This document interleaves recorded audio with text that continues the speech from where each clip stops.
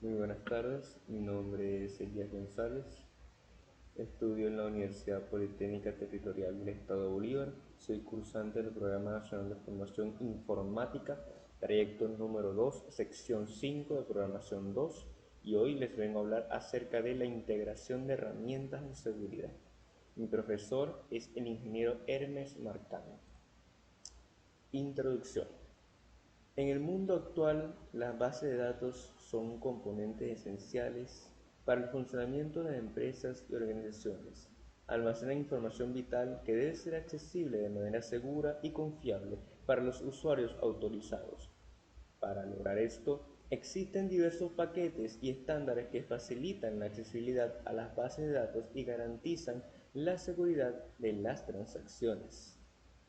Entre los paquetes y estándares para accesibilidad a la base de datos tenemos lenguajes de consulta, controladores de base de datos y herramientas de administración de base de datos. En lenguaje de consulta tenemos el SQL, Structured Query Language, es el lenguaje estándar para interactuar con bases de datos relacionales. Permite realizar consultas, actualizaciones, inserciones y eliminaciones de datos. Existen otros lenguajes como ODBC Open Database Connectivity y JDBC Java Database Connectivity que facilitan la conexión a bases de datos desde diferentes lenguajes de programación. También tenemos controladores de base de datos, que son bibliotecas de software que permiten a las aplicaciones conectarse a la base de datos y ejecutar comandos SQL. Existen controladores para diversos sistemas operativos y lenguajes de programación. Tenemos herramientas de administración de base de datos. Permiten crear, administrar y mantener bases de datos. Estas herramientas ofrecen interfaces gráficas que facilitan la gestión de los datos, usuarios, permisos y seguridad. En transacciones seguras podemos encontrar 4 puntos o 4 pasos a seguir que debemos tener en cuenta, los cuales son autenticación, autorización, cifrado e integridad de datos. En autenticación tenemos que hacer el proceso de verificar la identidad de un usuario antes de permitirle acceder a la base de datos. Se puede utilizar diferentes métodos de autenticación como contraseña, tokens de seguridad o biometría.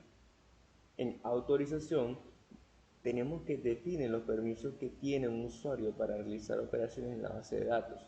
Se pueden establecer diferentes niveles de acceso como lectura, escritura, eliminación y ejecución. En cifrado, dice proteger los datos de la base de datos para que no puedan ser leídos por personas no autorizadas. Se utilizan diferentes algoritmos de cifrado para asegurar la confidencialidad de la información. Por último, en integridad de datos tenemos que garantizar que los datos de la base de datos no hayan sido modificados o alterados sin autorización. Se utilizan mecanismos como firmas digitales y registros de auditoría para verificar la integridad de los datos. Para concluir este tema, podemos decir que los paquetes y estándares para accesibilidad a la base de datos y las transacciones seguras son fundamentales para proteger la información y garantizar el correcto funcionamiento de las bases de datos. La elección de los paquetes y estándares adecuados dependerá de las necesidades específicas de cada organización.